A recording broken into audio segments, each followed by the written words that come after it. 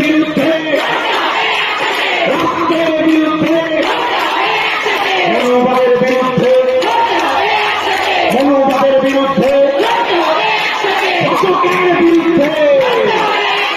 শাসকের বিরুদ্ধে রাষ্ট্রের বিরুদ্ধে